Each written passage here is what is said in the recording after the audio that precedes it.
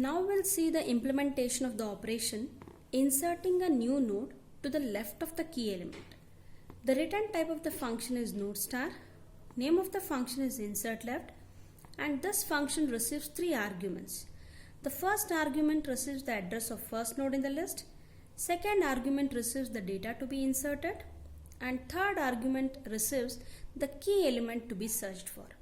So any operation you perform on that is based on the key element, whether it is insertion to the right or to the left, deleting the specified key, or deleting the node to the right of the key element or to the left of the key element, the basic operation to be performed is searching. You have to first search for the key element. If it exists, then only you'll perform insertion or deletion operation. So that's why those procedure, it is common to each of these types of operations. So here how this code works is, we have declared three variables locally: new node to hold the address of dynamically allocated memory, temp pointer for traversing the list, and another pointer we have taken, it is previous, which is initialized to null. We'll first test whether the list is empty or not through the condition. If first is equal to null, we'll print empty list, and we're going to return null to the calling function. If the list is not empty, we'll take the copy of first node in temp, and we'll write the looping construct for traversing the list. While temp not null and temp of info not equal to the key element, we have written the statements previous is equal to temp and temp is equal to temp of next. So each time we are going to take the current node address in previous, and we'll make temp point to the next node in the list. And once the loop terminates, you know the two reasons for which the loop may get terminated.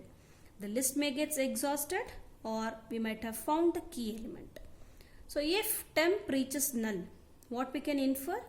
The list is exhausted, meaning we have processed all the nodes in the list and we have not found the key element.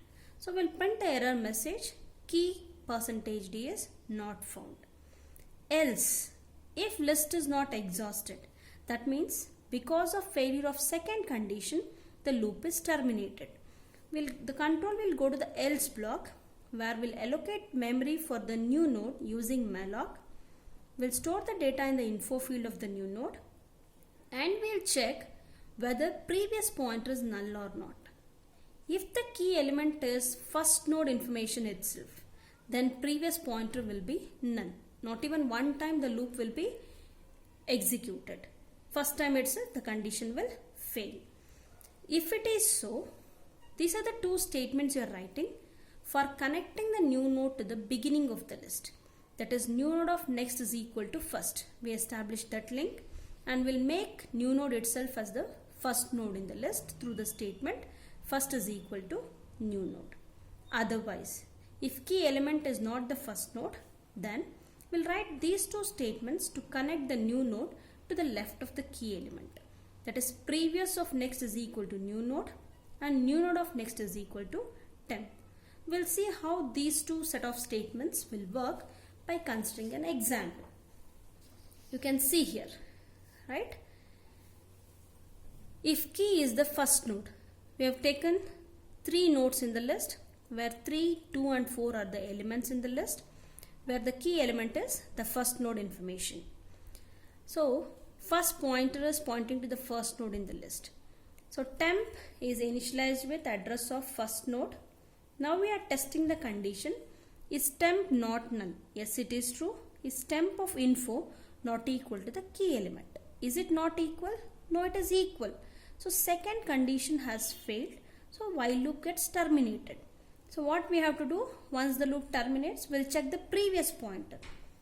If key element is first node itself, then previous pointer will be null. So here, what is the operation to be performed? We'll connect the new node to the first node in the list. We'll write the statement new node of next is equal to first. This is the statement we have written. New node of next is equal to first, right? This link gets established, and first is equal to new node. We'll assign the address of new node to the first pointer, right? and this address will be written to the calling function. So this is the case if key is the first node. Another case where key is an intermediate node, where we can consider some say 4 nodes are there in the list. 4, 1, 6, 2 are the information. First is a pointer to the first node in the list and key is 6. Once the loop terminates, where the previous and first pointers will be, previous pointer will be pointing to the previous node in the list and temp pointer will be pointing to the key element. So how to connect the new node to the left of the key element? Previous of next. We've written 2 statements. Previous of next is equal to new node and new node of next is equal to temp. Right? To establish the link between previous node and the new node, this is the statement we have written, and to establish the link between new node and temp, we have written new node of next is equal to temp. So these are the 2 cases. The key element may be the first node in the list, key element may be an intermediate node. If key element is not found, we have handled it. Once the list gets exhausted, temp will reach null and will print a error message. And one more case is empty list, which we have handled at the beginning itself. So this is how inserting a node to the left of the key works.